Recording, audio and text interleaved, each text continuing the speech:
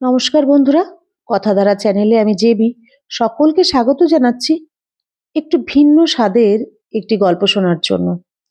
আজ আপনাদের শোনাতে চলেছি সুনীল গঙ্গোপাধ্যায় রচিত একটি গল্প, একটি রাত তিনটি জীবন।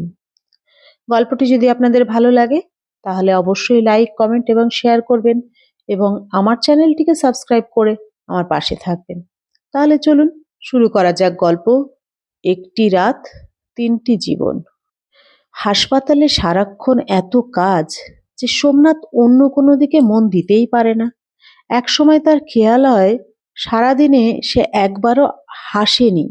রোগীদের সঙ্গে সর্বক্ষণ শুধু জ্বালা যন্ত্রণা আর দুঃখ কষ্ট নিয়েই কথা হয়, তার মধ্যে হাসির খোরাক থাকে না। অথচ গোমড়ামুখো হয়ে কি মানুষ বাঁচতে পারে? হাসপাতাল থেকে বেরোবার আগে সোমনাথ বুঝতেই পারেনি যে অনেকক্ষণ বৃষ্টি নেমে গেছে। খুব জোর বৃষ্টি নয়, কিন্তু আকাশ কালো। বিকেলের পর আর সন্ধ্যা বোঝা যাবে না, এর মধ্যেই রাত্রি নেমে এসেছে। বিরাজ বিরাট বজ্র গর্জন হচ্ছে না, কিন্তু গড়গড় শব্দ হচ্ছে মাঝে মাঝে। এরকম বৃষ্টি অনেকক্ষণ চলে। সোমনাথ এখন ঘরে ফেরার জন্য ব্যস্ত। হাসপাতালের বাইরে গোটা তিনেক সাইকেল রিক্সা দাঁড়িয়ে। সোমনাথ ছুটে গিয়ে উঠে পড়ল একটাতে।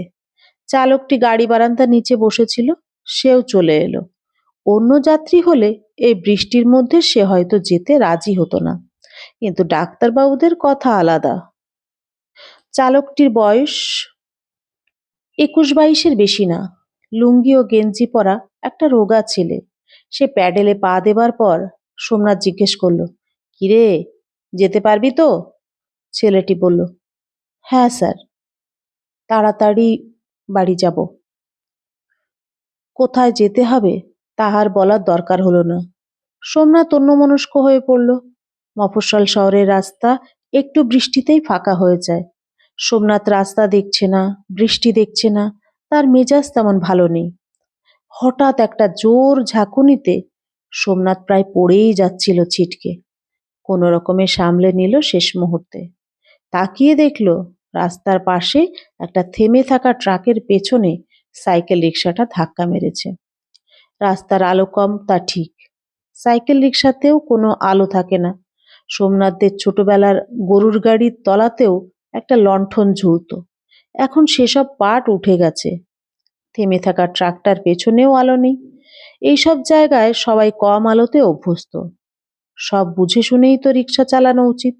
সোমনাথ জিজ্ঞেস করলো, কি হলো রে? ধাক্কা দেবার পরেও ছেলেটি চুপ করে বসে আছে, কোনো রকম সাড়া শব্দ করছে না। সোমনাথ আবার জিজ্ঞেস করলো, কিরে, ঘুমিয়ে পড়েছিলি নাকি? ছেলেটি ভাঙা গলায় বলল, না স্যার, দেখতে পাইনি। আবার সে প্যাডেলে চাপ দিল, চালাতে লাগলো আস্তে আস্তে। কোনো একটা জায়গায় ক্যাচ ক্যাচ শব্দ হচ্ছে। বৃষ্টির ছাট লাগছে সোমনাথের গায়ে। রিক্সার উপরে ফুটো আছে কয়েকটা। একটু বাদে ছেলেটি বলল, স্যার, একটা কথা বলবো। আমাকে আজ 50টা টাকা দেবেন? নাথ অন্যমনস্ক ভাবে বলল, কেন? ছেলেটি বলল, স্যার, আজ সারাদিন কিছুই রোজগার হয়নি। বাড়ির জন্য চাল কিনে নিয়ে যেতে হবে। আপনি 10 দিন ভাড়া দেবেন না, আপনাকে আমি নিয়ে যাব। এ কথা শুনে সোমনাথের রাগ হবার কথা। মন দিয়ে রিক্সাটা পর্যন্ত চালায় না, অকারণে একটা ধাক্কা খাওয়ালো। রিক্সাটা নোংরা, ফুটো, চড়ে কোনো আরাম নেই, তবু দিব্যি অ্যাডভান্স চায়। বৃষ্টি বাদলা না থাকলে সোমনাথ রিক্সা নিতেও চায় না, হেঁটেই নিজের জায়গায় ফেরে। কিন্তু বাড়ির জন্য চাল কিনে নিয়ে যাবে, এ কথাটা শুনলে কেমন যেন লাগে। অন্য কিছু নয়, চাল বেঁচে থাকার ন্যূনতম উপাদান। মাত্র 50টা টাকা দিলে যদি কয়েকজন খেতে পায় তো পাক। সোমনাথ আর একটা কথাও বলল না। আজ তার কলকাতায় ফেরার খুব দরকার ছিল, কিন্তু কাল সেকেন্ড ইয়ার থার্ড ইয়ারের জয়েন্ট ক্লাস আছে। সেই ক্লাসটা না নিলে গোলমাল হতে পারে। অথচ কলকাতা আজ খুব মন টানছে। মস্ত বড় কম্পাউন্ডের সামনে গেট, ভিতরে বাড়িটা 3 তলা, সামনে ঢাকা গাড়ি বারান্দা। সাইকেল রিক্সাটা সেই বারান্দার নিচে থামল। নেমে পকেট থেকে পার্স বের করে সোমনাথ দেখল 1 টাকা 2 টাকার নোট 2-1খানা। বাকি কয়েকটা 100 টাকার নোট। 50 টাকা দেওয়া যাচ্ছে না, 100 টাকার নোট দিলে পুরোটাই যাবে। উপর থেকে টাকাটা এনে দিতে হবে। সোমনাথ থাকে 3 তলায়। আবার ওঠানামা। সোমনাথের ইচ্ছে করলো না। সে বলল, এই তুই উপরে আয়, তো টাকা দিচ্ছি। উপরে গিয়ে সোমনাথ সবকটা আলো জ্বালালো। আলমারির তালাটা খুলতে যাবে, এই সময় বাস পড়ল। বিকট শব্দে বৃষ্টির তোড়ও বেড়ে গেল হঠাৎ। টেবিলের ড্রয়ারে সবসময় কিছু টাকা পয়সা থাকে। তার থেকে একটা 50 টাকার নোট নিয়ে বাইরে এসে সোমনাথ যেন ভূত দেখল। গেঞ্জি ও লুঙ্গি পরা রিক্সা চালকটি দাঁড়িয়ে আছে সিঁড়ির উপরের ধাপে। মাথার উপরে একটা আলো জ্বলছে। এই প্রথম ছেলেটির মুখ ভালো করে দেখতে পেল সোমনাথ। তার চোখ দুটো কোটরে ঢোকা, অথচ তাতে জুলজুলে ভাব। মাথার চুল ভিজে, কিন্তু কপালের চামড়া শুকনো। ছেলেটি একটু একটু দুলছে, ভয় পাবার মতনই চেহারা। সোমনাথ সোজা এগিয়ে এসে ছেলেটির কপালে হাত রাখল, যেন ছ্যাঁকা লাগলো তার হাতে। ছেলেটি অন্তত 104 জ্বর। সোমনাথ তখন ওর চোখের তলা টেনে দেখল। সেই সময় সে দুবার শুকনো ভাবে কাশল। ছেলেটি যে টিবিতে ভুগছে তাতে কোনো সন্দেহ নেই। Advance stage.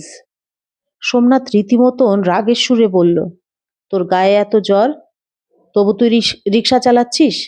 ছেলেটি চুপ করে রইল। নাম কি তোর? আলতাফ মণ্ডল। থাকিস কত দূরে? বলরামপুর স্যার। 6.5 মাইল হবে এখান থেকে। রোজ জ্বর আসে? হ্যাঁ স্যার। বাড়িতে আর কে আছে? ছোট 3টে ভাই বোন, মা, এক চাচা। বাবা নেই। আর কেউ রোজগার করে না? মা এক বাড়িতে রান্না করে। সোমনাথ এতক্ষণ ছেলেটির মুখের দিকে চেয়ে রইল। তারপর আস্তে আস্তে বলল, তুই যদি এরকম জ্বর নিয়ে রিক্সা চালাস, তাহলে তোর রোজগারে আর তোর বাড়ির লোকেদের বেশি দিন খেতে হবে না। তুই যদি বাঁচতে চাস, তোকে আমি কাল হাসপাতালে ভর্তি করে দিতে পারি। ছেলেটি মাথা নিচু করে থেকে জিজ্ঞেস করল, টাকাটা দেবেন স্যার? সোমনাথ বলল, তা নয় দেব, কিন্তু তুই এই বৃষ্টি মাথায় করে 6.5 মাইল রিক্সা চালিয়ে যাবি? আমায় যেতেই হবে স্যার।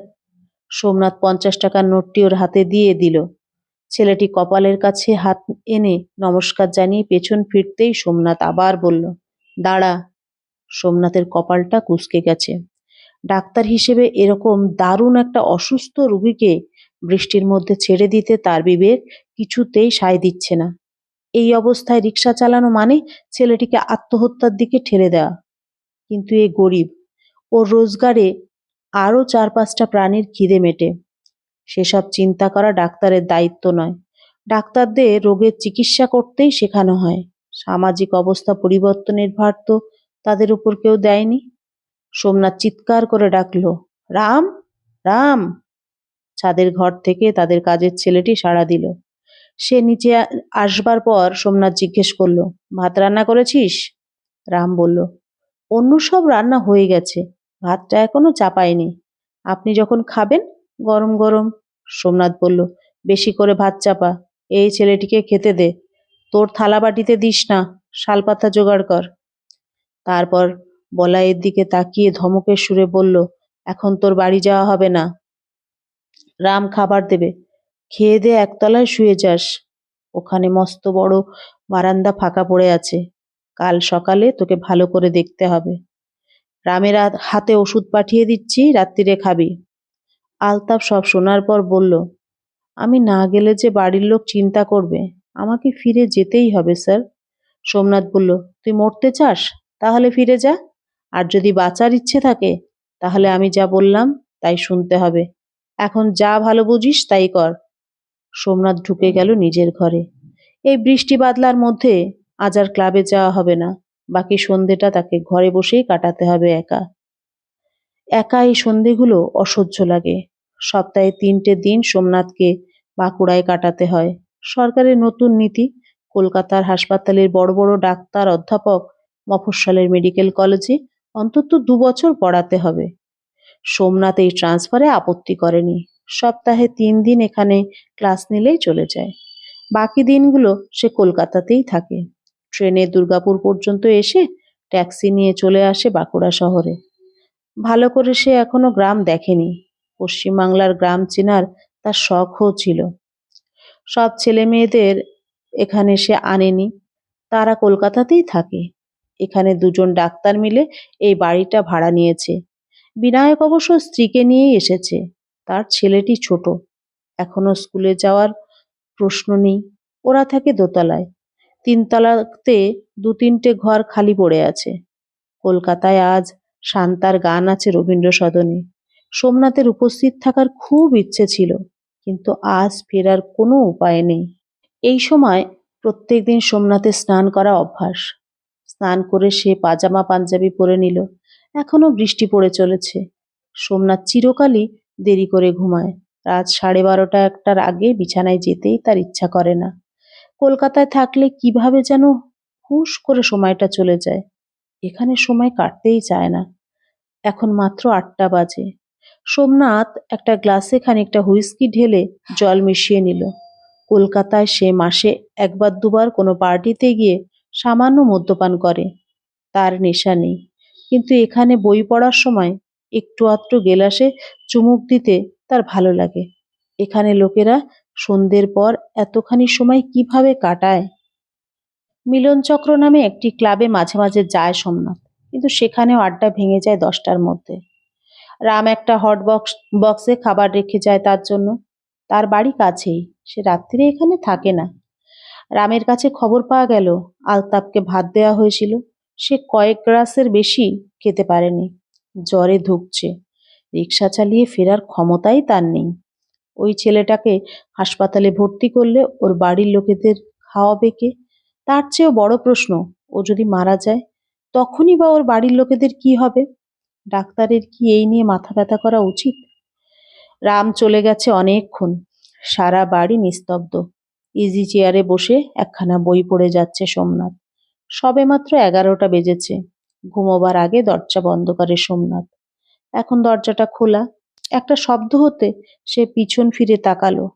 একটা নীল রঙের রাত পোশাক পরা, সারা মুখে ক্রিম মাখা, চুলে চিরুনি চালাচ্ছে এক হাতে, দরজার কাছে এসে দাঁড়িয়েছে বাসবী।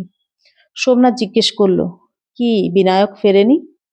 বিনায়ক এখানে একটা চেম্বার খুলেছে, এর মধ্যে দারুণ জনপ্রিয়। বাড়ি ফিরতে রাত 10টা 10:30 হয়ে যায়। বাসবী বলল, আজ ফিরবে না, পুরুলিয়ায় অপারেশন করতে গেছে, একজনের পেটে গুলি লেগেছে। সোমনাথ একটু হাসলো। বিনায়ককে টাকার নেশায় পেয়ে বসেছে। এখন আর কোনো চিন্তা করে না। কলকাতার চেয়ে এখানে তার উপার্জন অনেক বেশি। পেট থেকে গুলি বার করার মতন আর কোনো ডাক্তার বুঝি পুরুলিয়ায় নেই? বাসুবই বলল, আমার ভয় ভয় করছে। নিচে কিসের যেন শব্দ হচ্ছে, কে যেন কাশছে। একতলায় সার্ভে ডিপার্টমেন্টের অফিস। সন্ধ্যের পর কেউ থাকে না।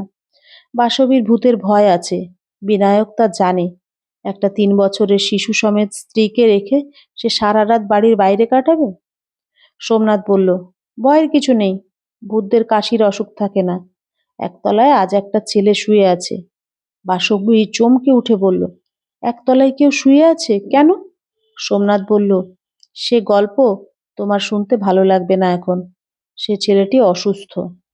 বাসবী বলল, যদি রাত্রিরে উপরে উঠে আসে? তুমি বাড়িতে রুগী নিয়ে এসেছো কেন? বাড়িটাকেও হাসপাতাল বানাতে চাও? সোমনাথ বলল, সে উপরে আসবে না, তুমি দরজা দিয়ে শুয়ো।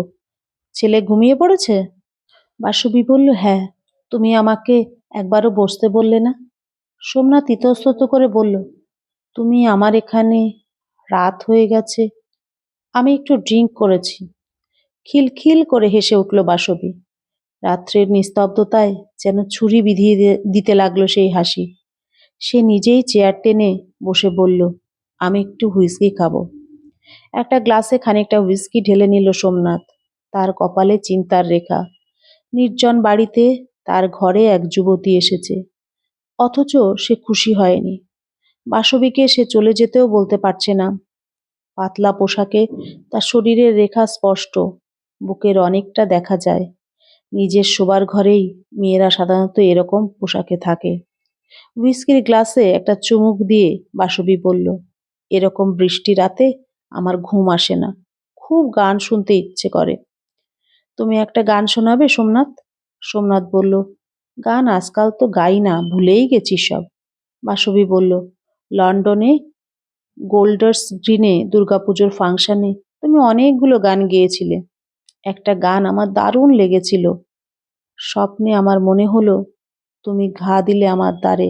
এই গানটা অন্য কারোকে গাইতে শুনলেও তোমার কথা মনে পড়ে। এই গানটা তোমার চেয়ে আর কেউ ভালো গাইতে পারে না। সোমনাথ একটু হেসে মুখ নিচু করে বলল, কি যে বলো, আমি কি কখনো গান শিখেছি? ও গানটা একবার গাইবে সোমনাথ? বাসবী, তোমার স্বামী আমার স্কুলের বন্ধু, আমি দুর্বল। এত রাতে তুমি আমার এত কাছে বসেছ, আমার বুক ঢিপ ঢিপ করছে। এই অবস্থায় কি গান হয়? আমি কিন্তু তোমাকে একটু ভয় দেখাই না। আমি বুঝি আলাদা করে তোমার বন্ধু হতে পারে না। বিনায়ক মাঝে মাঝে এরকম রাত্রিরের দিকে সিল্কের ধুতি গেঞ্জি পরে তোমার সঙ্গে আড্ডা দিতে আসে না? আমি মেয়ে, তাই আমার সে অধিকার নেই? থিয়েটারিক্যালি তোমার কথাটাই ঠিক, পুরুষ আর মেয়েদের। তবু আমি এক চোখে দেখতে পারি না। সব মেয়েকেও শুধু মেয়ে বলে মনে করা যায় না। ধরো যদি এখানে মিসেস অনিমা হালদার আসতেন, তাহলে কি আমি ঘাবড়াতাম? তাহলেও তোমার বুক ঢিপ ঢিপ করতো। তুমি মিসেস হালদারকে খুব ভয় পাও, আমি দেখেছি। সে অন্য কারণে ভয় পাওয়া।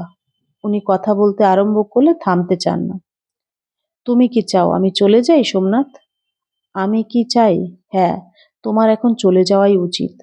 অথচ আমার মন তীব্রভাবে বলছে, না, তুমি থাকো, থাকো, থাকো। বাসবী উঠে দাঁড়ালো, জানলার কাছে গিয়ে বৃষ্টি দেখল। এরকম একটানা বৃষ্টি বহুদিন দেখা যায়নি। মনে হয় যেন সারা পৃথিবী জুড়েই এখন বৃষ্টি পড়ছে। গরম একেবারেই নেই, তবু যেন ঘামে চকচক করছে সোমনাথের কপাল। সে একটা সিগারেট ধরালো। পাশেই সোমনাথের বিছানা। চেয়ারে বসার বদলে সে বিছানায় চলে যেতে পারে, বাসবীকে ডেকে নিতে পারে পাশে। এখন কেউ আসবে না, কেউ কিছু জানবে না। এই বৃষ্টির রাতটা একটা স্বপ্নের মতো কেটে যেতে পারে। তারপর সকালবেলা সব ভুলে গেলেই হলো। পেছন দিকটা দেখা যাচ্ছে বাসবীর। চওড়া পিঠ, সরু কোমর, ভারী নিতম্ব, দারুণ ও শরীরের গড়ন। লন্ডনে প্রথমে তারই আলাপ বাসবীর সঙ্গে। বিনায়ক আর সোমনাথ দুজনেই একসঙ্গে কাজ নিয়ে গিয়েছিল ইংল্যান্ডে। সোমনাথের আগেই বিয়ে হয়ে গেছে, সে স্ত্রীকে নিয়ে যায়নি। প্রথম দিকে বিনায়ক তখনও বিয়ে করেনি। বাসবী তখন পলিটিক্যাল সায়েন্সের ছাত্রী। তাছাড়া বিভিন্ন অনুষ্ঠানে সে নাচে। বাঙালি সমাজে নাচিয়ে হিসেবেই তার বেশ নাম ছিল। তরুণ দুই ডাক্তারের সঙ্গে পরিচয় কিছুদিনের মধ্যেই ঘনিষ্ঠতায় পৌঁছালো। রবীন্দ্র জয়ন্তীতে বাসবীর নাচের সঙ্গে সোমনাথ গান গেয়েছে। ওরা তিনজনে মাঝে মাঝে বেড়াতে যেত। সোমনাথ যেদিন টের পেল বাসবী তার দিকেই বেশি ঝুঁকছে, সেদিনই সে জানিয়ে দিল যে সে বিবাহিত। এ কথা গোপন করার কোনো মানে হয় না। তারপর থেকে তিনজনে একসঙ্গে কোথাও যাবার কথা থাকলে সোমনাথ শেষ মুহূর্তে ইচ্ছে করে যেত না। বিনায়ককেই সুযোগ করে দিত সে। লন্ডনেই বিনায়কের সঙ্গে বাসবীর বিয়ে হয়ে গেল। তখন নিশ্চিন্ত হয়ে গেল সোমনাথ। বাসবী তার ঘনিষ্ঠ বন্ধুর স্ত্রী, তার সঙ্গে ইয়ার্কি রসিকতা করা যায়, তার বেশি কিছু নয়। বিশ্বাসটাই তো বন্ধুত্বের প্রধান শর্ত। সোমনাথ মাঝে মাঝে রাত্রিরে যেন বিনায়ক বাসবীদের বেলসাইজ পার্কের অ্যাপার্টমেন্টে নতুন নতুন রান্নার এক্সপেরিমেন্ট এবং গান বাজনায় কেটে যেত চমৎকার সময়। ওদের বিয়ের মাত্র মাস ছয়েক পরে এক রাতে বাসবী একটা মারাত্মক ইঙ্গিত দিয়েছিল। জানুয়ারি মাস, অসম্ভব ঠান্ডা পড়েছে। হাসপাতাল থেকে বাস ধরে ফেরার পথে সোমনাথ আর বিনায়কের হাত পা প্রায় জমে যাবার অবস্থা। ওরা কেউ তখনও গাড়ি কেনেনি। বাস থেকে নেমে বিনায়কের বাড়ি পর্যন্ত যেতে বেশ খানিকটা হাঁটতে হয়। সেদিন বেশি মদ্যপান হয়ে গিয়েছিল। বিনায়ক সহ্য করতে পারেনি, একসময় একেবারে অজ্ঞান। খেলনা কিছুই ওকেই ধরাধরি করে দেয়া হলো। তারপর সোমনাথ আর বাসবী গল্প করলো অনেক রাত পর্যন্ত। দুখানা ঘরের অ্যাপার্টমেন্টে, তার মধ্যে একখানা ঘর সোমনাথ এসে প্রায়ই দখল করে। সেই রাতে সোমনাথ আলো নিভিয়ে শুতে যাবার একটু পরেই বাসবী এসে তার ঘরের আলো জ্বালালো। বাসবীর ঘুম নেই চোখে, সে সোমনাথের কাছে থাকতে চায়। বাসবীর চোখ মুখ দেখেই সোমনাথ বুঝতে পেরেছিল বাসবীর নীতিবোধ অন্যরকম। সোমনাথ তড়াক করে বিছানা ছেড়ে উঠে পড়ে বলেছিল, তোমার ঘুম আসছে না? চলো আমরা বসবার ঘরে গিয়ে গল্প করি। আমি ইচ্ছে করলে জেগে থাকতে পারি সারা রাত। বাসবীর থেকে অনেকখানি দূরত্ব রেখে বসেছিল সোমনাথ। সত্যি সত্যি নানা রকম গল্প হলো। বাসবীকে সে বুঝিয়ে দিয়েছিল বন্ধুর নববিবাহিতা স্ত্রীর সঙ্গে শারীরিক ফুর্তি করা তার পক্ষে সম্ভব নয়। বাসবী রাগ করেনি, মেনে নিয়েছিল। সোমনাথের বন্ধুত্বই ছিল তারপর থেকে। কিন্তু সোমনাথের মধ্যে কি যে দারুণ একটা পরিবর্তন এসে গিয়েছিল তা বিনায়ক বা বাসবী কেউই ঘুণাক্ষরে টের পায়নি। সেই রাত থেকে সোমনাথের বুকের মধ্যে জ্বলছে এক হিংস্র অতৃপ্তি। তার নীতিবোধ যা মানতে পারে না, তার যুক্তিহীন মন সেটাই তীব্রভাবে চায়। বাসবীকে যখন বুকে জড়িয়ে ধরতে ইচ্ছে করে, তবু সোমনাথ খুব সাবধানে দূরত্ব রক্ষা করে। ওদের বাড়িতে আর রাতে থাকেনি একদিনও। কলকাতায় ফিরে এসে দেখা সাক্ষাৎ কমে গেল। দুজনের বাড়ি দুপাড়ায়, পেশা নিয়েও ব্যস্ত হয়ে পড়ল দুই ডাক্তার। তবু কোনো নেমন্তন্ন বাড়িতে বা ক্লাবে বাসবীর সঙ্গে দেখা হয়ে গেলেই সোমনাথের বুক জ্বলে, দাউ দাউ করে সেই অতৃপ্তি। বাসবী তাকে চেয়েছিল, সোমনাথ সাহস পায়নি। এটা তার নীতিবোধ না কাপুরুষতা? সেই রাতে বাসবীকে গ্রহণ করলে কি এমন ক্ষতি হতো? এসবই সোমনাথের মনে মনে। বাসবীর সঙ্গে সে হেসে হেসে কথা বলে, সবসময় খানিকটা দূরত্ব রাখে। ভদ্রতার সম্পর্ক যেমন রাখা উচিত তা ঠিকই বজায় রাখে। সোমনাথের স্ত্রীর সঙ্গে ভাব আছে বাসবীর। শুধু একসময় সোমনাথের খটকা লাগে। বাসবী হঠাৎ হঠাৎ কথা থামিয়ে একটুক্ষণ চুপ করে চেয়ে থাকে সোমনাথের দিকে।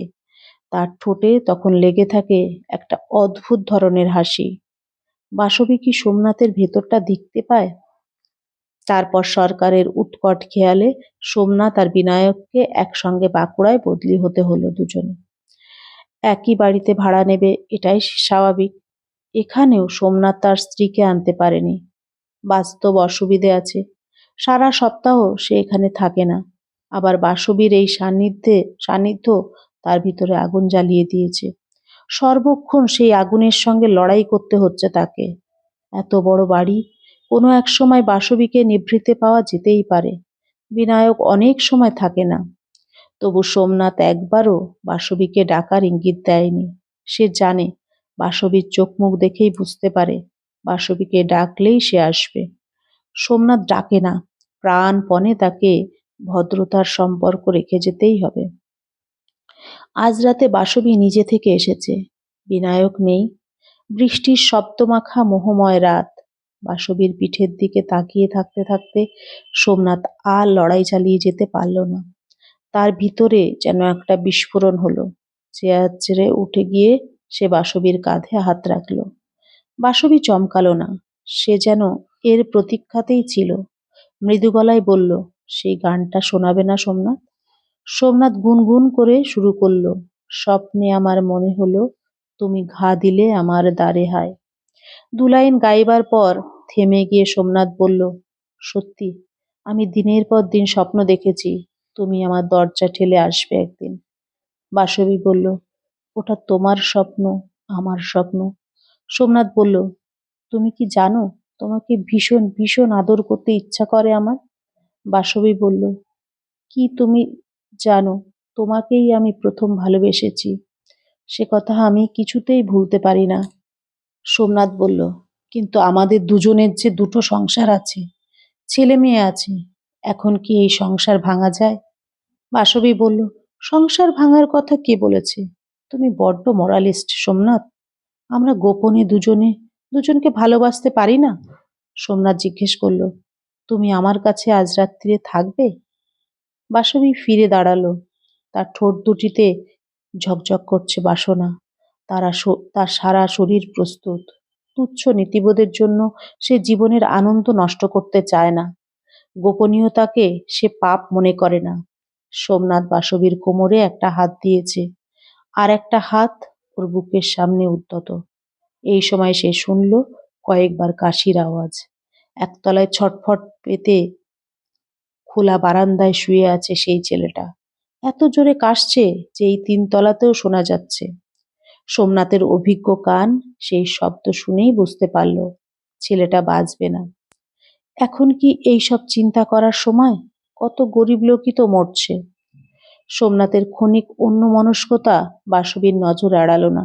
সে জিজ্ঞেস করল, কি ভাবছো? সোমনাথ একটু অপ্রস্তুত হয়ে বলল, হ্যাঁ, ভাবছি একবার শুরু করলে কি আর থামতে পারবো? বাসবী তার বুকের কাছ থেকে সোমনাথের হাতটা সরিয়ে দিল। মুচকি হেসে বলল, তোমার হাতটা ঠান্ডা।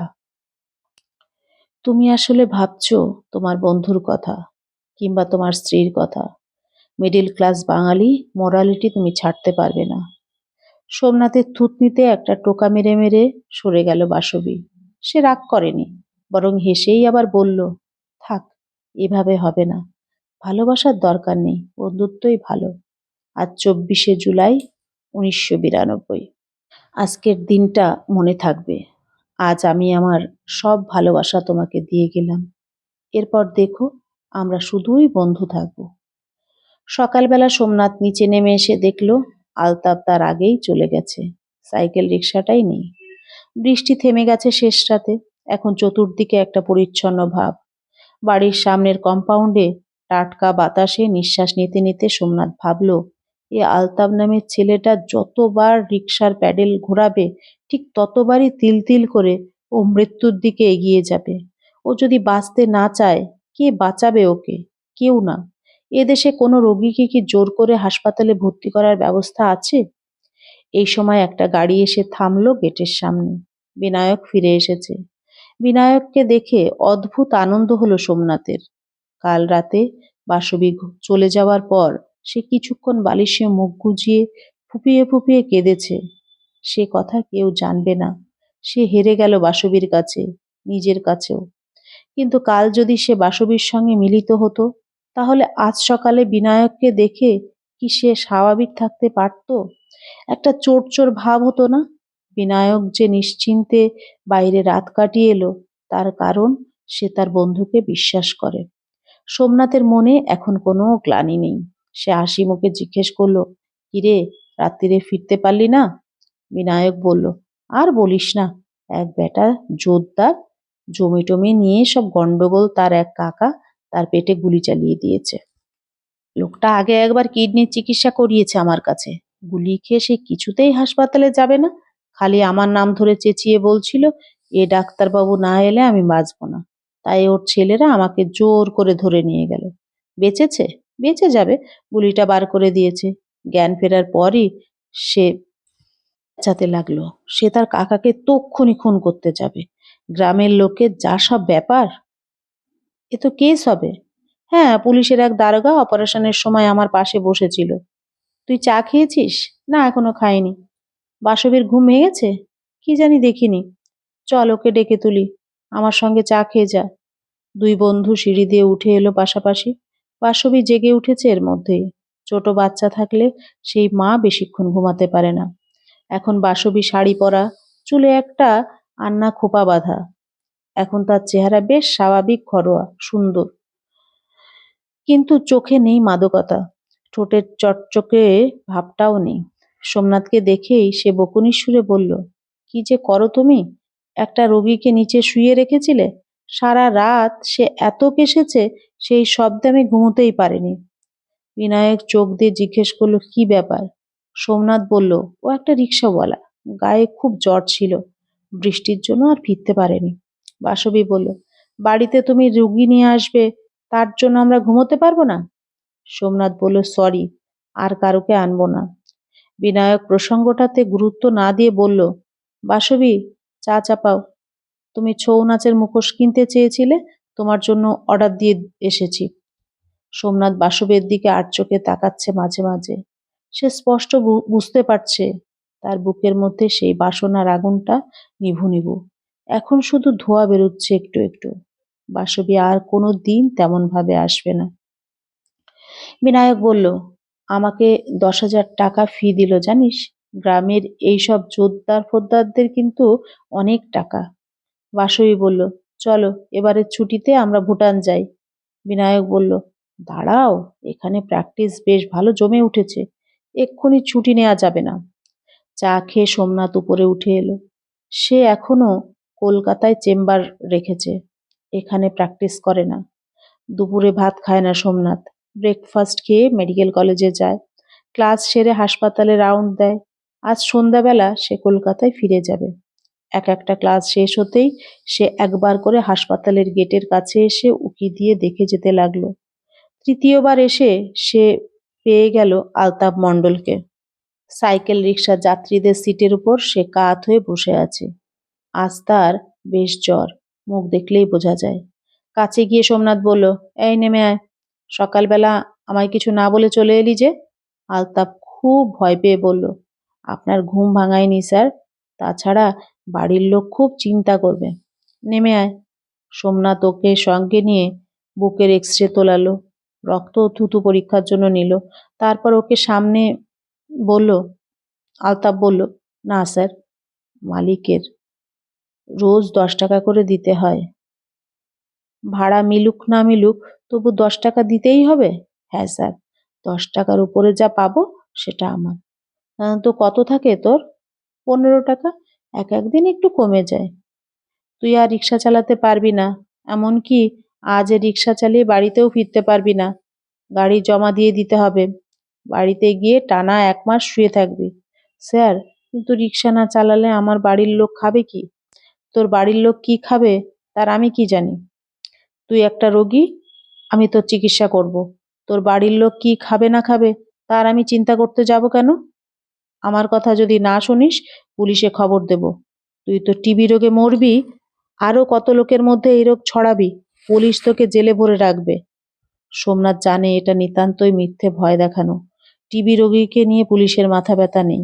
রাস্তায় কত ভিখিরিরও এই রোগ আছে।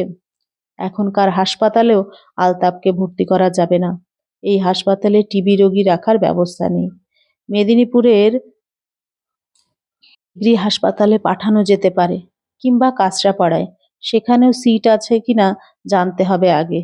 অচেনা দূরের হাসপাতালে ছেলেটা যেতে চাইবে কিনা তাতেও সন্দেহ আছে। সোমনাথ বলল, এক্স-রেটা ঠিক উঠেছে কিনা দেখে নিক, তারপর তোকে বাড়ি পাঠিয়ে দেব। কিছু ওষুধপত্রও দিয়ে দিচ্ছি, নিয়মিত খাবি। একজন ছাত্রের সঙ্গে ব্যবস্থা করছি, সে তোকে ইঞ্জেকশন দিয়ে আসবে কয়েকদিন। তারপর পকেট থেকে পার্সটা বের করে 3টে 100 টাকার নোট বার করে বলল, এই তোর 1 মাসের রোজগার। তা বলে ভাবিস না আমি তোকে মাসে মাসে টাকা দেব। আর কখনো 1 পয়সাও দেব না। আমি হয়তো বেশি দিন এখানে থাকবোও না। তোকে নিজের চেষ্টায় বাঁচতে হবে। নিচে নেমে এসে আর একজন রিক্সা চালকের সঙ্গে বন্দোবস্ত করে দিল সোমনাথ। সে আলতাপের গাড়িটা জমা করে দেবে, তারপর তাকে পৌঁছে দেবে তার গ্রামের বাড়িতে। তার জন্য সে পয়সা পাবে অবশ্য। শেষবারের মতো আলতাপকে সে শাসিয়ে বলল, 1 মাস একেবারে চুপ করে শুয়ে থাকবি, বেশি হাঁটাচলা করবি না, কখনো দৌড়াবি না, ভারী জিনিস তুলবি না, মনে থাকবে? যদি শুনতে পাই তুই রিক্সা চালাচ্ছিস, তাহলে পুলিশে ধরিয়ে দেব। সোমনাথ লক্ষ্য করেনি আলতাপকে ও অন্য রিক্সা চালকটিকে। যখন সে এইসব কথা বলছে, তখন তার পাশে এসে দাঁড়িয়েছে এক মাঝবয়সী ভদ্রলোক, ধুতি পাঞ্জাবি পরা, সৌম্য চেহারা। এর নাম বীরেশ্বর ঘোষ, এখানকার একটা স্কুলের হেডমাস্টার, এবং যে ক্লাসে সোমনাথ মাঝে মাঝে আড্ডা দিতে যায় সেখানকার ভাইস প্রেসিডেন্ট। সোমনাথ মুখ ফেরাতেই বীরেশ্বর বললেন, নমস্কার, কি ব্যাপার বলুন তো? একটা রিক্সাওয়ালাকে জামাই আদরে আর একটা রিক্সায় চাপালেন, তারপর আবার তাকে ধমকালেন। সোমনাথ একটু লজ্জা পেয়ে গেল। তার মেজাজটা ঠিক নেই। সে একটু বেশি জোরে জোরে কথা বলে থেমেছে। একটা নিবন্ত আগুন যে এখনো একটু একটু ধোঁয়াচ্ছে তার বুকের মধ্যে। সে বলল, মাস্টার মশাই, আমার সঙ্গে একটু হাঁটবেন? আমি বাড়ির দিকে যাব। যেতে যেতে আপনাকে কয়েকটা প্রশ্ন করব। বীরেশ্বর বললেন, আমি তো হেঁটে হেঁটেই ঘুরি সব, রিক্সা চড়ি না। বলুন আপনার প্রথম প্রশ্ন। সোমনাথ বলল, প্রশ্নগুলো আসলে সামাজিক প্রশ্ন। ধরুন আমি একজন ডাক্তার, আমি যদি একজন লোককে দেখে বুঝতে পারি সে একজন রোগী, তাহলে তার চিকিৎসা তো করতেই হবে। সেই রোগী আপনাকে কল না দিলেও আপনি চিকিৎসা করবেন? ধরুন রাস্তার এক লোককে দেখলাম, তখন তো কল দেবার প্রশ্ন নেই। আপনার ফি কে দেবে? ডাক্তারি পড়বার সময় তো ফি নেবার কথা কিছু শেখায়নি। অসুস্থ লোকদের সাহায্য করা বা বাঁচানো হচ্ছে ডাক্তারদের কর্তব্য। আমাদের ফি নিতে হবে, কারণ আমাদেরও তো সংসার আছে, এটাই আমাদের জীবিকা। সে কি মশাই, আপনাদের মতন বড় বড় ডাক্তারদের ডেকে ডেকেও পাওয়া যায় না, ফি না নিয়ে চিকিৎসা করে? আবার কোন ডাক্তার? এরকম তো কখনো শুনিনি। আজকাল এক রোগীকে ৩-৪ বার দেখলে প্রত্যেকবারই ডাক্তাররা সমান টাকা নেন। আগে দ্বিতীয়বার থেকে ফি অর্ধেক হয়ে যেত। আহা মাস্টারমশাই, কথাটা অন্যদিকে ঘোরাবেন না। আমি যা বলছি তা নীতির প্রশ্ন। পরিবারের খাওয়া দাওয়ার ব্যবস্থাও কি ডাক্তারকে করে দিতে হবে? ঠিক বুঝলুম না, আর একটু খোলসা করে বলুন। ধরুন এই যে একজন সাইকেল রিক্সা চালক, ওর সাংঘাতিক টিবি হয়েছে। আমি চিকিৎসা করে ওকে বাঁচাবার চেষ্টা করতে পারি, কিন্তু এই রোগ নিয়েও রিক্সা না চালালে ওর খাওয়া জুটবে না, ওর বাড়ির লোকও না খেয়ে মরবে।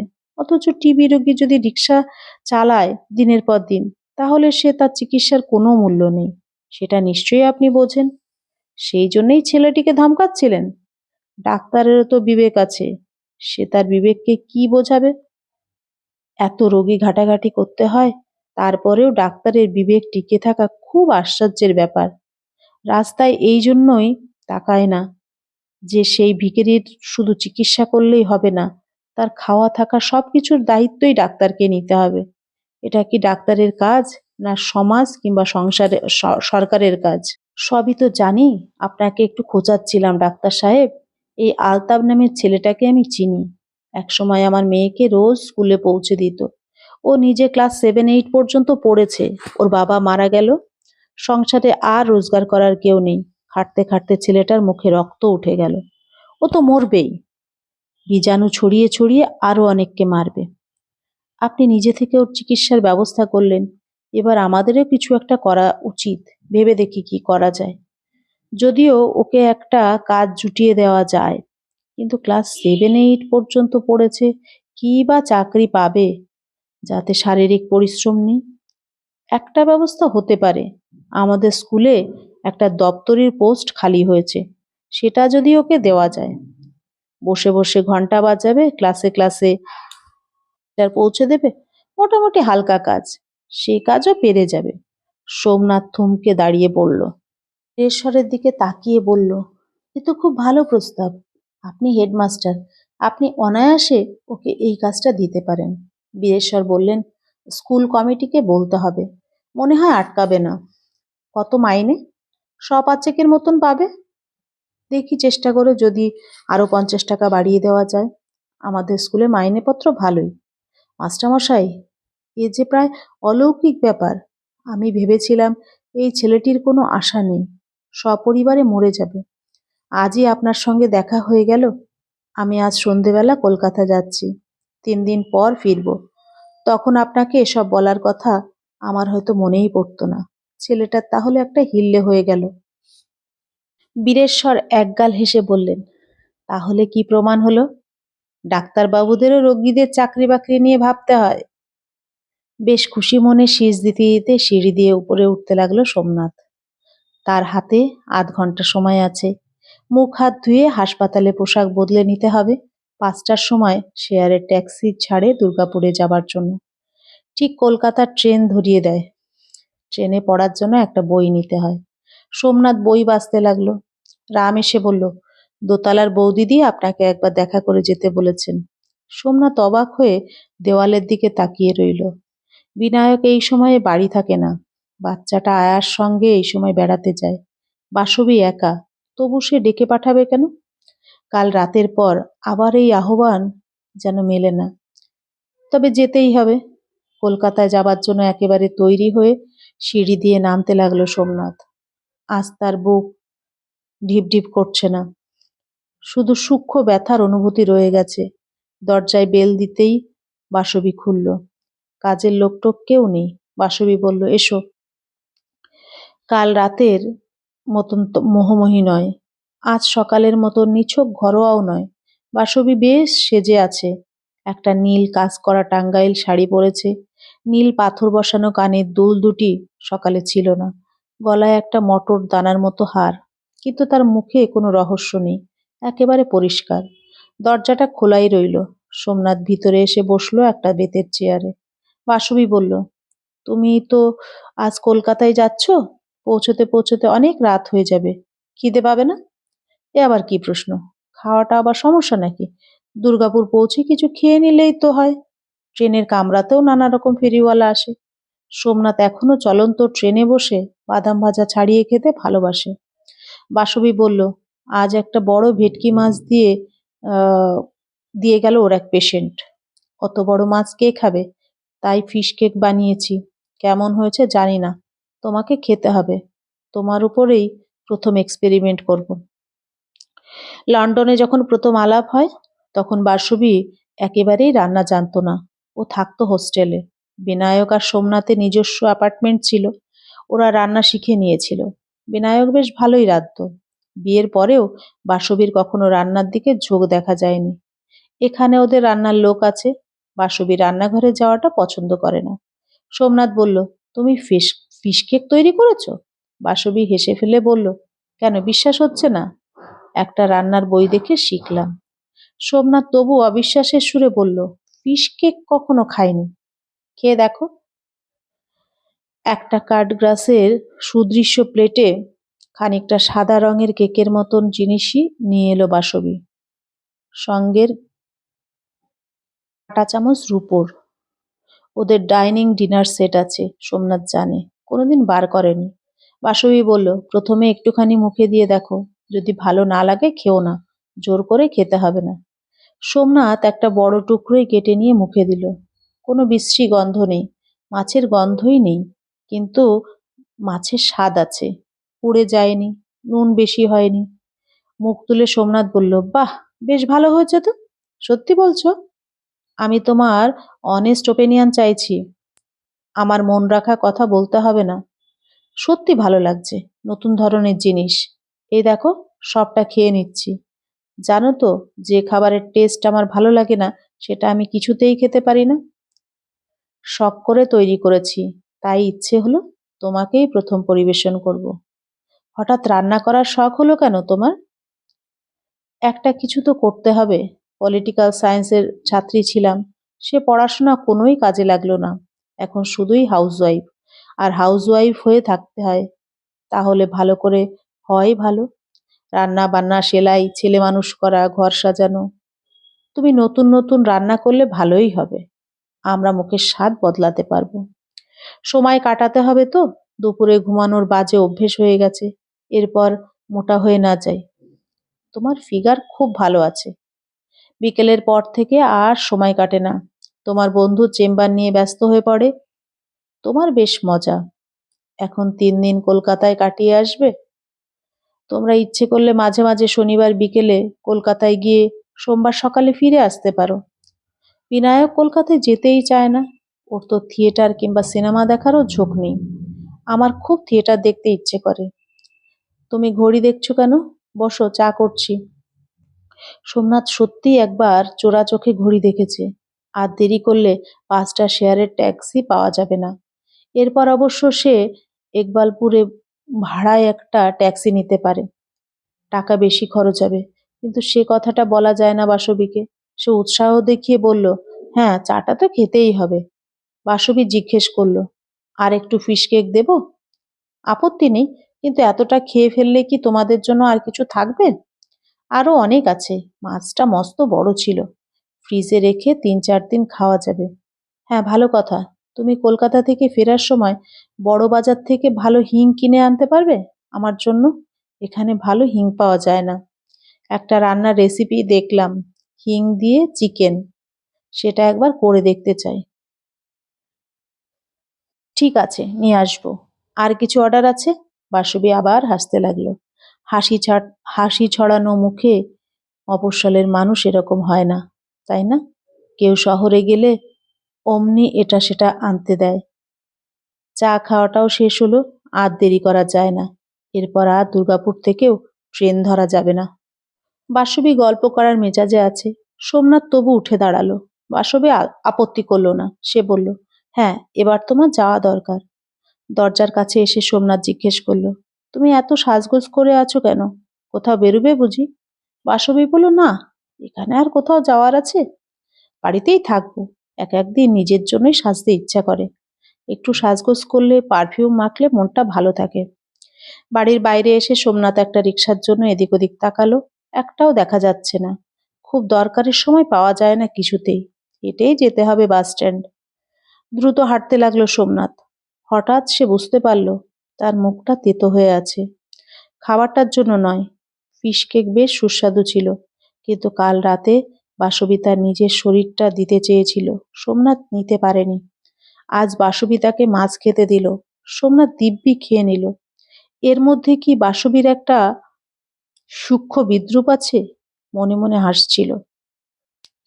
বাসবী আজ নিখুঁত ফর্মাল ব্যবহার করলো, যেন সে শুধুই তার বন্ধুর স্ত্রী, আর কিছু নয়।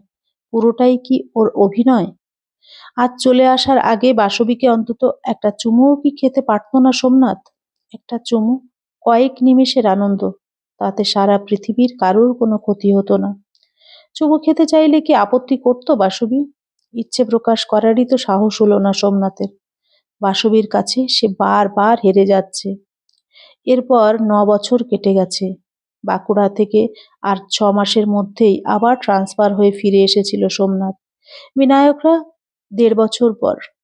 বাঁকুড়ায় আর কোনোদিনই যায়নি সোমনাথ। প্রয়োজন হয়নি, উপলক্ষ আসেনি।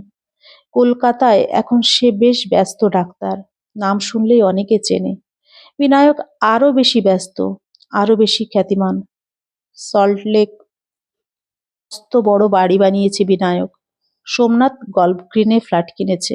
দুজনে থাকে শহরের ২ প্রান্তে। বাসবীর জন্য যে আগুন জ্বলতো সোমনাথের বুকে, তা নিভে গেছে কবে। ধোঁয়া টোয়াও আর বেরোয় না। ব্যথার বোধ নেই। সময়ই পায় না ওসব নিয়ে মাথা ঘামাবার। বিনায়কের সঙ্গে সোমনাথের মাঝে মাঝে কোনো কোনো নার্সিংহোমে দেখা হয়ে যায়। অনেক সময় একই রোগীকে দুজনই দেখতে আসে। ২ বন্ধু কিছুক্ষণ গল্প হয়। বাসবীর সঙ্গে সোমনাথের দেখা হবার সুযোগ প্রায় নেই। সামাজিকভাবে মেলামেশা আর হয়ই না বলতে গেলে। বিনায়কদের সল্টলেকের বাড়ি তৈরি হবার পর বিরাট পার্টি দিয়েছিল ওরা। সেদিন বাসবী খুব ব্যস্ত ছিল। সোমনাথের সঙ্গে দুটো একটার বেশি কথা বলার সময়ই পায়নি। সোমনাথের চেয়ে বরং তার স্ত্রী শান্তার সঙ্গেই গল্প হয়েছে বেশি। আর একদিন দেখা হয়েছিল ক্যালকাটা ক্লাবে। সেদিন মনে হয়েছিল যেন বাসবীর মুখখানা একটা সাদা পৃষ্ঠার মতন। সোমনাথের দিকে তাকাচ্ছে, অথচ তার দৃষ্টিতে কোনো ভাষা নেই। সোমনাথকে কি সে মন থেকে একেবারেই মুছে ফেলেছে? অথবা সে সোমনাথকে ঘৃণা করে, তাকে আর পুরুষ বলেই গ্রাহ্য করে না? সকলেই বলে বিনায়ক পরিশ্রম করছে বড় বেশি। টাকা উপার্জনের নেশায় সে উন্মত্ত। ছুটি নেয় না, কোথাও বেড়াতে যায় না। এর জন্য অবশ্য তাকে ২টি ধাক্কা খেতে হলো। একবার ছোটখাটো একটা হার্ট অ্যাটাক হয়ে গেল বিনায়কের। বন্ধুরা সবাই তাকে দেখতে গেল নার্সিংহোমে। সোমনাথও গিয়েছিল। সেদিন বাসবীর সঙ্গে তার দেখা হয়নি। বাসবী একটু আগে চলে গেল নার্সিংহোম থেকে। বিনায়কের অবশ্য গুরুতর কিছু হয়নি। মাসখানেক বাদেই সে আবার প্র্যাকটিস শুরু করে দিল আগের মতো। তার কিছুদিন পরেই শোনা গেল বাসবীর সঙ্গে বিনায়কের ডিভোর্স হয়ে গেছে। খবরটা শুনেই সোমনাথের মনে হয়েছিল নিশ্চয়ই বাসবীর একজন প্রেমিক জুটেছে। নিছক হাউসওয়াইফ সেজে থাকার মেয়ে সে নয়। তার নীতিবোধ আলাদা। গোপনে প্রেম করার ব্যাপারে তার কোনো দ্বিধা নেই। ডিভোর্সের পর বাসবী আলাদা একটা ফ্ল্যাট ভাড়া করে রইল। একটা চাকরিও পেয়ে গেল লেডি ব্রেবোর্ন কলেজে। ওদের ছেলেটি দার্জিলিংয়ে। কিন্তু বাসবীর প্রেমিকটি কে, সেটাই হলো অন্য ডাক্তারদের কৌতূহলের বিষয়। কিছুতেই তার সন্ধান পাওয়া যাচ্ছে না। সে একা থাকে। এখন সে একটা গাড়ি কিনেছে। ড্রাইভার রাখেনি, নিজেই চালায়। কিন্তু তার গাড়িতে অন্য কোনো পুরুষকেও দেখা যায় না কখনো। বিনায়কের বন্ধুদের বিশেষ কৌতূহল, বাসবীর প্রেমিকটি কোনো ডাক্তার কিনা। একজন ডাক্তার হয়ে অন্য ডাক্তারের বউকে ভাঙিয়ে নিয়ে যাওয়াটা ঠিক এথিক্যাল নয়। অন্য পেশার লোক হলে অস্বাভাবিক কিছু নয়। বাসবী এখনো দেখতে ভারী সুন্দর রয়েছে। কিন্তু কোথায় বাসবীর সেই প্রেমিক? সোমনাথ আর বিনায়ক এই দুজনেরই বন্ধু বিশ্বদেব। সেও নামকরা হার্ট স্পেশালিস্ট। সে বিনায়কদের বাড়িতে প্রায়ই যায়। একদিন সেই বিশ্বদেব বেঙ্গল ক্লাবে লাঞ্চ খেতে খেতে অনেক ভিতরের কথা খুলে বলল। বিশ্বদেব বলল, দেখ সোমনাথ, আমাদের মুশকিল কি জানিস?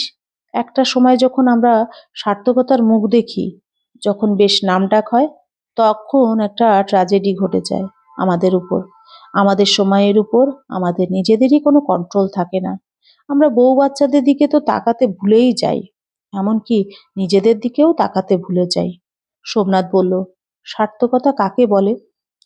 নিজের ব্যক্তিগত জীবনটাকে নষ্ট করে ফেলা? যারা এটা বোঝে না তারা নির্বোধ। মাঝে মাঝে নিজের দিকে তাকিয়ে দেখা খুব দরকার। আমি কোন দিকে চলেছি, আমি শেষ পর্যন্ত কি চাই, সেটা ভাবতে হবে না?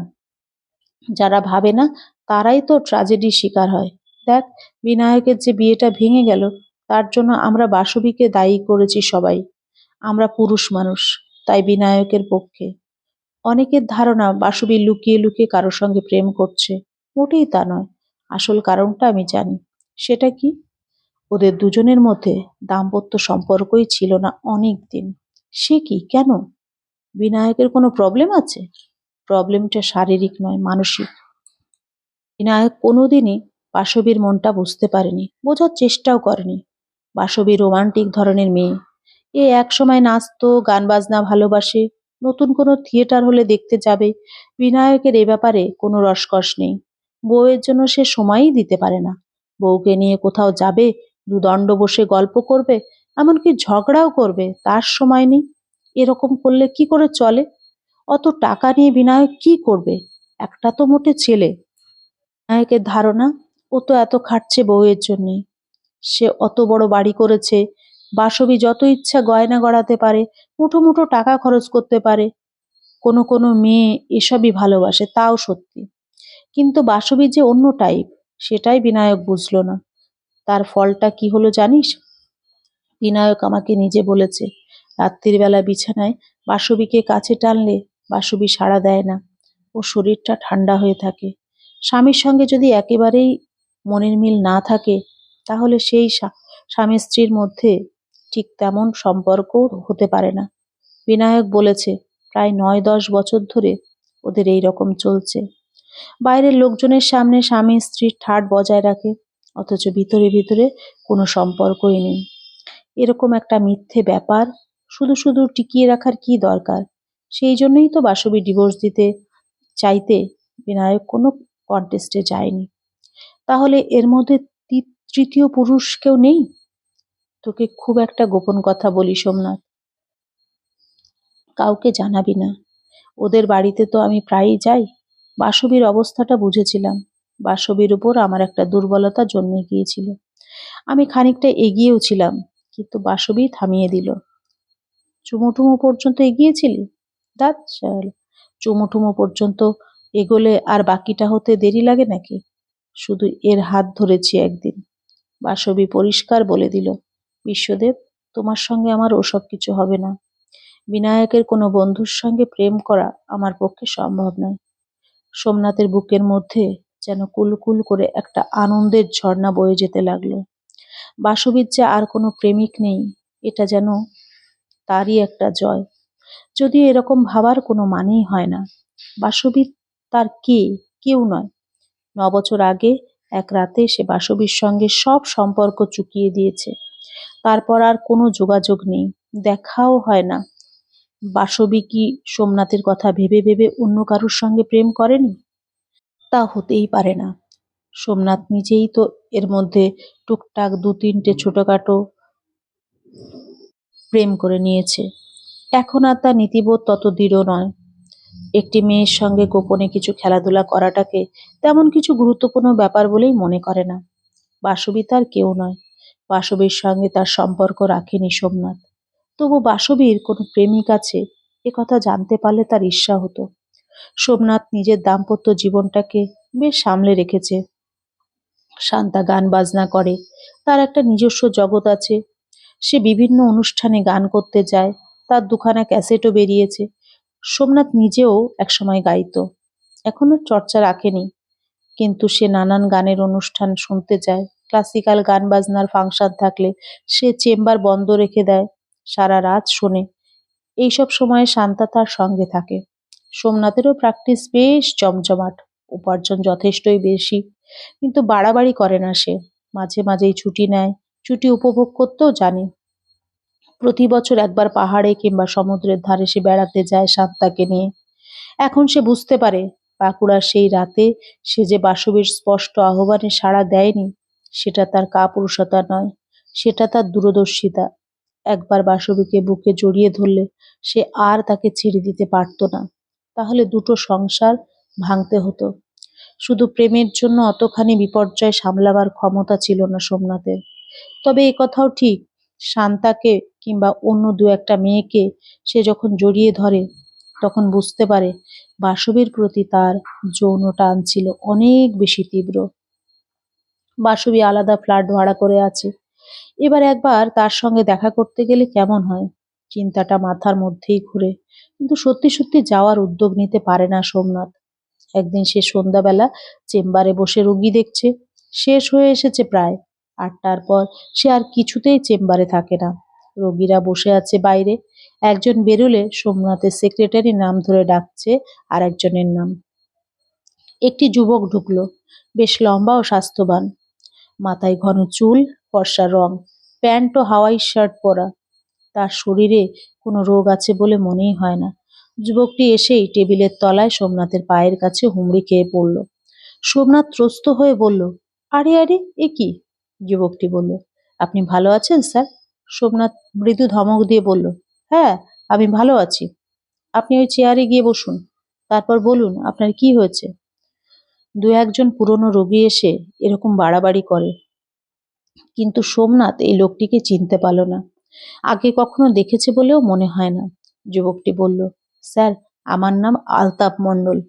সোমনাথ বলল, হ্যাঁ, নামটা তো শুনলাম। এবার কাজের কথা বলুন। শুধু নাম শুনে তো রোগ বোঝা যাবে না। যুবকটি বলল, স্যার, আমি বাঁকুড়ায় সাইকেল রিক্সা চালাতাম। আপনি একদিন রাত্রিবেলা। সোমনাথ চমকে উঠল। তার মনে পড়ে গেল এবার সেই রোগা হাড় জিরজিরে ছেলেটাকে সে দেখেছে। পরে তো আর দেখেনি। সে এখন এরকম সুগঠিত বলবান পুরুষ হয়ে গেছে। শুধু তাই নয়, তার পোশাকে রুচি সম্মত, মুখখানি মধ্যবিত্ত ভদ্রলোকের মতন। সে যে একেবারে শ্রেণী পাল্টে ফেলেছে। সোমনাথ ওর খবর একটু একটু রাত জানতো। প্রথম প্রথম বাঁকুড়া থেকে বীরেশ্বর মাস্টার মশাই চিঠি লিখতেন সোমনাথকে। তিনি এই ছেলেটির ব্যাপার সম্পর্কে ছিলেন। নিজে নিজে পড়ে সে একেবারে পাশ করে গেল মাধ্যমিক। সেখানেই থামলো না, তৈরি হতে লাগলো উচ্চ মাধ্যমিকের জন্য। হেডমাস্টার মশাই নিজেই ওকে পড়াতেন। স্কুলে উচ্চ মাধ্যমিক ফার্স্ট ডিভিশন পেয়ে গেল আলতাব। স্কুলের পরিবেশ থেকে পড়াশুনোর তার ঝোঁক এসেছিল। এর কিছু পরেই বীরেশ্বর বাবু মারা যান। তখন চাকরিটা রক্ষা করার ব্যাপারে কিছু গোলমাল হয়েছিল। অন্য দপ্তরিরাই শত্রুতা করেছিল তার সঙ্গে। চাকরি যখন যায় যায় অবস্থা, সেই সময় স্কুলের সেক্রেটারি এসে হস্তক্ষেপ করলেন। দপ্তরির বদলে কেরানির পদ দেয়া হলো তাকে। লাইব্রেরিয়ানের সহকারী হিসাবেই বই পড়ার আরো অনেক সুবিধা। আলতাপে তখন পড়াশোনার নেশা ধরে গেল। সে তার ছোট ভাই বোনদেরও স্কুলে ভর্তি করে দিয়েছে। তাদের বাড়িটা তখন আর রিক্সাওয়ালাদের বাড়ি নয়, দপ্তরির বাড়ি নয়, কেরানির বাড়ি। বিএ পরীক্ষাতেও ভালো রেজাল্ট করলো আলতাপ, অনার্সে হাই সেকেন্ড ক্লাস। আলতাপ বলল, আমার আরো পড়ার ইচ্ছা ছিল স্যার। ঠিক করেছিলাম ইকোনমিক্সে এমএ পরীক্ষা দেব। কিন্তু এই সময় রেলের চাকরির পরীক্ষার জন্য একটা বিজ্ঞাপন বেরোলো। অনেকেই বলল এ পরীক্ষাটা দিতে। দিয়েছিলাম, ইন্টারভিউতে চান্সও পেয়ে গেলাম। সোমনাথ জিজ্ঞেস করলো, তুমি এখন রেলে চাকরি করো? আলতাপ বলল, হ্যাঁ স্যার, এখন আর বাঁকুড়ায় থাকি না, বহরমপুরে কোয়ার্টার পেয়েছি। আমার ভাই বোন দুটোও কলেজে পড়ে। সোমনাথ আলতাপের দিকে তাকিয়ে রইল। এ দেশে কত প্রাণ অকালে নষ্ট হয়ে যায়, কত ছেলে মেয়ে একটু সুযোগ পেলে দাঁড়িয়ে যেতে পারে, কত সুযোগ পায় না, বঞ্চিত হয়, রোগে ভুগে হারিয়ে যায়। সোমনাথ তার চোখের সামনে দেখতে পাচ্ছে অন্তত একজনকে। ২-৩ মাসের মধ্যে মৃত্যু ছিল তার অবধারিত। সে এখন সুস্থ স্বাভাবিক মানুষ। সোমনাথের সবচেয়ে ভালো লাগলো আলতাপের স্বাস্থ্য দেখে। সে একজন রীতিমতো বলশালী যুবক। কে বলবে যে একসময় টিবি রোগে ভুগে এমন চেহারা করেছিল? যখন ওর বুকের সব কটা পাঁজরা গোনা যেত। আলতাফ বলল, স্যার, সেই রাতটার কথা আমি কোনো দিন ভুলবো না। 24শে জুলাই 1992 সাল। খুব বৃষ্টি পড়ছিল। আমার খুব জ্বর, কাশির সঙ্গে রক্ত পড়ে। তবু রিক্সা চালাতেই হয়, না হলে খেতে পাবো না। সেই সময় আপনার বদলে যদি আমি অন্য কোনো প্যাসেঞ্জার নিতাম, তাহলে হয়তো আমি আর বাঁচতাম না। সোমনাথের শরীরে একটা শিহরণ হলো। এই তারিখটা তার মনে থাকার কথা নয়, তবু মনে আছে। বাসবী এ তারিখটার কথা উচ্চারণ করেছিল। সেই রাতে বাসবী সব ভালোবাসা বিসর্জন দিয়েছিল। সোমনাথ প্রেমিক হতে পারেনি, হয়েছিল কাপুরুষ। বাসবীর শেষ কথাটাই সোমনাথের মাঝে মাঝে মনে পড়েছে। আলতাপের কথা সে ভুলেই গিয়েছিল। আলতাপ আবার বলল, অনেকে বলে আমার বেঁচে যাওয়াটা একটা মিরাকল। আমার কাছে 50 টাকা আপনার কাছে 50 টাকা চেয়েছিলাম। আপনি আমাকে উপরে ডেকেছিলেন। বারান্দার আলোতে আপনি আমার মুখ দেখেই বুঝতে পারলেন আমার কতখানি অসুখ। আপনি বৃষ্টির মধ্যে আমায় বাড়ি ফিরতে দিলেন না, ওষুধ কিনে দিলেন, ভাত খেতে দিলেন। সেই জন্যই তো আমি বেঁচে গেলাম। নিজের প্রশংসা শুনতে চায় না সোমনাথ। তার অস্বস্তি হয়। সে হাত তুলে থামিয়ে বলল, আমি আর এমন কি করেছি? ওরকম সবাই করে। আলতাপ জোর দিয়ে বলল, না স্যার, সবাই করে না। আরও তো ডাক্তারবাবুরা রিকশায় চাপেন। কেউ আমাদের সঙ্গে কথাই বলতেন না। অন্য রিকশাওয়ালাদের অসুখ করে। আর কোনো ডাক্তারবাবু তো তাদের কাউকে সাহায্য করেন না। আপনি যদি আমার চিকিৎসার ব্যবস্থা না করতেন। সোমনাথ বলল, আমি শুধু তোমার চিকিৎসার ব্যবস্থা করেছি, কিন্তু তোমাকে আসল সাহায্য করেছেন বীরেশ্বর মাস্টারমশাই। তিনি যদি তোমাকে ওই চাকরিটা জুটিয়ে না দিতেন। আলতাপ বলল, মাস্টারমশাইয়ের একখানা ছবি আমি ঘরে টাঙিয়ে রেখেছি, কিন্তু ওনাকেও তো আমার চাকরির কথা আপনিই বলেছিলেন। না হলে কি উনি আমার কথা জানতে পারতেন? মাস্টারমশাইও সবসময় বলতেন এই কথা। সোমনাথ বলল, যাই হোক আলতাপ, তুমি পুরোপুরি সুস্থ আছো, জীবনে দাঁড়িয়ে গেছো দেখে খুব ভালো লাগলো। আলতাপ ওঠার ইঙ্গিতটা গ্রাহ্য করল না। সে বলল, অনেক আগেই আপনার সঙ্গে দেখা করা উচিত ছিল। এর আগে আপনাকে দুখানা চিঠি লিখেছি, উত্তর পাইনি। চিঠিপত্র সোমনাথ নিজে খোলে না, তার সেক্রেটারির উপর ভার দেওয়া আছে। অপ্রয়োজনীয় চিঠি সে সোমনাথকে দেখায় না। বাংলায় লেখা ধানাই পানাই করা চিঠি সে গ্রাহ্য করে না। এড়িয়ে যাবার জন্য সোমনাথ বলল, হ্যাঁ, অনেক চিঠি আসে। আলতাপ বলল, আমার মা আমাকে প্রায়ই বলে, তুই ডাক্তারবাবুর সঙ্গে একবারও গিয়ে দেখা করলি না, তুই এমন খারাপ। আসলে চিঠির উত্তর না পেয়ে আমি ঠিক বুঝতে পারিনি কোথায় দেখা করব। প্যান্টের পকেটে হাত দিয়ে আলতাপ এবার একটা ছোট প্যাকেট বার করলো। মোড়কটা খোলার পর দেখা গেল তার মধ্যে রয়েছে একটা ভেলভেটের বাক্স। সেটা সোমনাথের দিকে এগিয়ে দিল। সোমনাথ নিছক কৌতূহলে বাক্সটা খুলল। বেশ চমকে গেল সে। রীতিমতন দামি একটা আংটি, অনেকখানি সোনার, তাতে 3টে মুক্তো বসানো। সোমনাথ তার 2 হাতের পাঞ্জা টেবিলের উপর রেখে বলল, এটা নিয়ে আমি কি করব? আমি কি আংটি পরি? এই দেখো। আমি ও আংটি পরা একেবারেই পছন্দ করি না। আলতাপ কাঁচুমাচু হয়ে বলল, স্যার, মা পাঠিয়েছেন। আপনি আংটি পরেন না, বৌদিকে দেবেন। বৌদির অনেক আংটি আছে। তাহলে এমনি বাড়িতে রেখে দেবেন। বাড়িতে সোনার গয়না গড়িয়ে কারা রাখে? যারা মনে করে কখনো বিপদে পড়লে এ সোনা বিক্রি করবে। আমার সেরকম বিপদে পড়ার ঝুঁকি নেই। আমি যদি আজ হঠাৎ মরেও যাই, আমার স্ত্রীকে সোনা বিক্রি করে খেতে হবে না। এটা নিয়ে যাও। আমাকে কখনো কিছু দেবার চেষ্টা করবে না। নতুন চাকরিতে ঢুকেছ, এত দামি আংটি কিনে বাজে খরচ করার কোনো মানে হয় না। আলতাপ বলল, আমার চাকরিটা ভালো। শিগগিরই নিজের বাড়ি করার জন্য জমি কিনবো ভাবছি। সোমনাথ কয়েক মুহূর্ত চেয়ে রইল আলতাপের দিকে। উপরই মানে ঘুষ? কিছু বলতে গিয়েও থেমে গেল সোমনাথ। একজন পেশেন্ট তার চাকরিতে ঘুষ নেবে কি নেবে না সে বিষয়ে উপদেশ দেয়া বোধহয় ডাক্তারের এখতিয়ারের মধ্যে পড়ে না। আলতাপ বলল, আমি জানতাম আপনি এটা নেবেন না। মাকে বলেছিলাম সে কথা। আমি আর একটা জিনিস ঠিক করেছি স্যার। অনেক গরিব লোকের টিবি হলেও চিকিৎসা হয় না। কাঁচরাপাড়া টিবি হাসপাতালে প্রত্যেক বছর আমি একজন করে রোগীর চিকিৎসার খরচ দেব।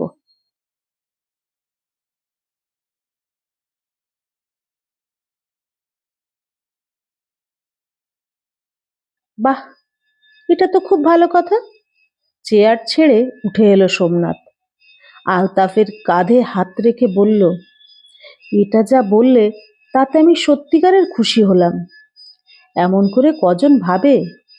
মাঝে মাঝে এসো আলতাফ, তোমাকে দেখলে আমার ভালো লাগবে।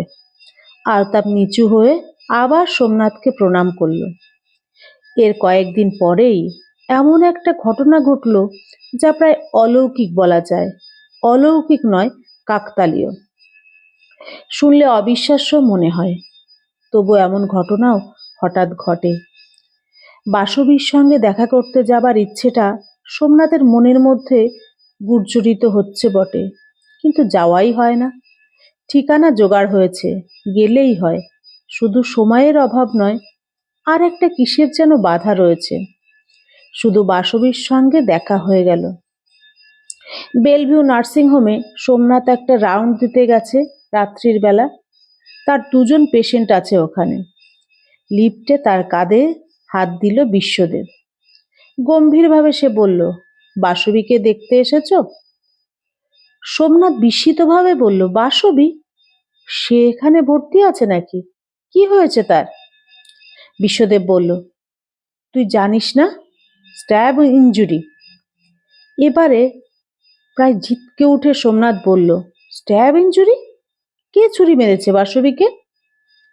তুই খবরের কাগজে পড়িসনি? কালকের কাগজেই তো বেরিয়েছে। রবিবার ছাড়া অন্য দিনের কাগজ ভালো করে পড়াই হয় না, শুধু হেডিংগুলোয় চোখ বোলায় সোমনাথ।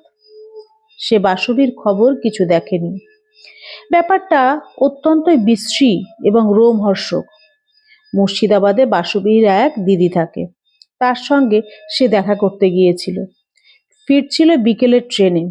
সেই ট্রেনে মাঝপথে একটা ছোট স্টেশনে থেমে রইল। কোথায় নাকি তার কাটা গেছে। কখন আবার ট্রেন চলবে তার ঠিক নেই। ট্রেন থেমেই রইল।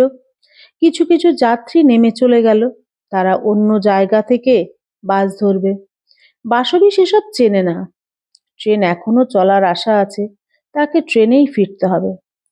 কামরার মধ্যে অসহ্য গরম, আলো পাখা নেই, ঘুটঘুটে অন্ধকার।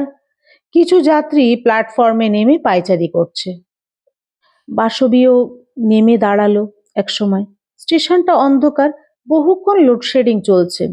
বাসবীর অসহায় লাগছে, কিন্তু কিছু করার উপায় নেই। অন্য যাত্রীদের ভিড় ছাড়িয়ে সে একসময় এগিয়ে গিয়েছিল প্ল্যাটফর্মের শেষ দিকটায়। হঠাৎ দেখল তাকে ঘিরে ধরেছে তিনজন লোক। একজন বিড়বিড় করে কি যেন বলল, আর একজন কাছে এসে তার গলার হারটা ধরে দিল এক টান, কিন্তু হারটা ছিঁড়ল না। বাসবী তখন চেঁচিয়ে উঠতেই সেই তিনজন লোক বাসবীকে চেপে ধরে টানতে লাগলো বাইরের দিকে। একজনের হাতে ঝলসে উঠল ছুরি, আর একজন একটা বোমা ফাটালো। প্ল্যাটফর্মে কত লোক, কেউ এগিয়ে এলো না তাকে সাহায্য করতে। বোমার আওয়াজ শুনেই সবাই দৌড়ালো অন্যদিকে। বাসবী প্রাণপণে নিজেকে ছাড়াবার চেষ্টা করলেও তিনজনের সঙ্গে পারবে কেন? এক জায়গায় রেলিং ভাঙা, ওরা তাকে সেখান দিয়ে বার করতে চেষ্টা করছে। মাঠের অন্ধকারে নিয়ে যেতে পারলে বাসবীকে আর ফিরে পাওয়া যেত না। সেই সময় একটা লোহার ডান্ডা নিয়ে ছুটে এলো একটি মাত্র লোক। গুন্ডারা আর একটা বোমা ছুড়লেও সে গ্রাহ্য করল না। লোকটি যেমন গায়ে জোর তেমনি সাহস। সে একা লড়ে গেল তিনজনের সঙ্গে।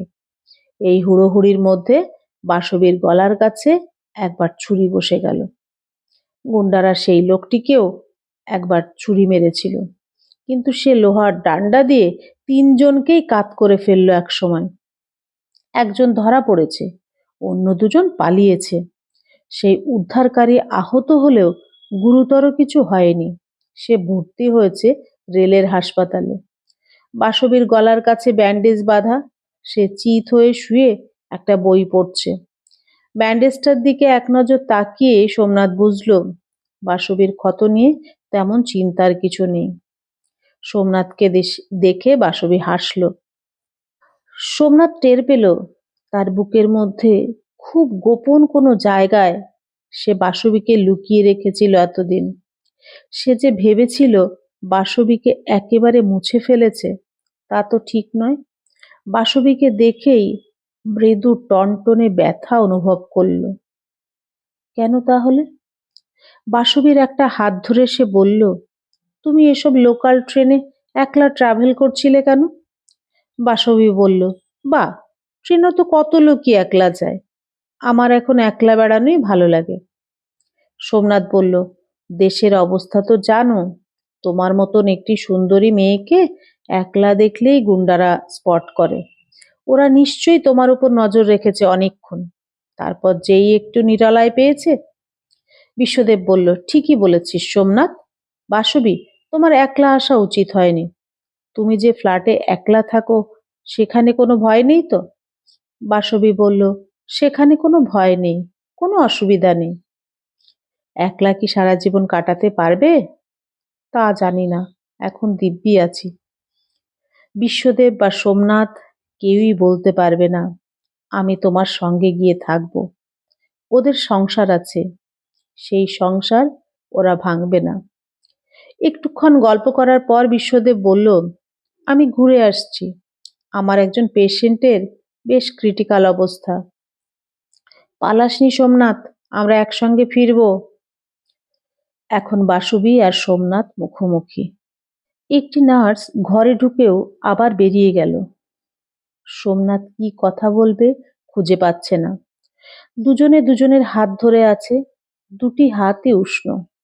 বাসবি বলল, একটা আশ্চর্য ব্যাপার কি জানো সোমনাথ, যে লোকটা আমাকে বাঁচাতে এসেছিল সে তো প্রথমে আমাকে ভালো করে দেখেইনি। এমনি একটি মহিলা বিপদে পড়েছে দেখে সে ছুটে এসেছিল, আর কেউ আসেনি। এই লোকটি রেলে চাকরি করে, দারুণ সাহস। একেবারে শেষকালে আমাকে ভালো করে দেখে সে বলল, দিদি, আমি তো আপনাকে চিনি, একসময় আপনি বাঁকুড়ায় ছিলেন না? আমিও বাঁকুড়ায় থাকতাম, আমার নাম আলতাফ মণ্ডল। আমি অবশ্য ওকে চিনতে পারলাম না, কিন্তু ও আমাকে চেনে। সোমনাথের ঠোঁটে হাসি ফুটে উঠল। একেই কি বলে মিরাকল? সে অস্ফুট স্বরে বলল, 24শে জুলাই 1992। তোমার মনে আছে সেই দিনটা? বাসবি বলল, বাহ, মনে থাকবে না? সোমনাথ মনে মনে বলল, এই একটা রাতে 3জন মানুষের জীবন বদলে গেছে। একটু এদিক ওদিক হলেও এই 3জন মানুষের জীবন অন্যরকম হয়ে যেতে পারত। বাসবি জিজ্ঞেস করল, হঠাৎ এই দিনটার কথা বললে কেন? সোমনাথ আবার মনে মনে বলল, সেই দিনটা আর ফেরানো যায় না। মুখে বলল, তোমার মনে আছে কি সেই রাতে একতলার বারান্দায় শুয়ে একটা অসুস্থ লোক খুব কাশছিল, সেই শব্দে তুমি ঘুমোতে পারোনি? সেই লোকটি আলতাব মণ্ডল। ওর জন্য তুমি ঘুমোতে পারোনি, তোমার কষ্ট হয়েছিল, তাই আলতাব তোমার কাছে ঋণ শোধ করে গেল। নমস্কার বন্ধুরা, শেষ করলাম গল্প একটি রাত 3টি জীবন। গল্পটি আপনাদের ভালো লাগলে অবশ্যই লাইক, কমেন্ট এবং শেয়ার করবেন এবং আমার চ্যানেলটিকে সাবস্ক্রাইব করে আমার পাশে থাকবেন। সকলকে ধন্যবাদ।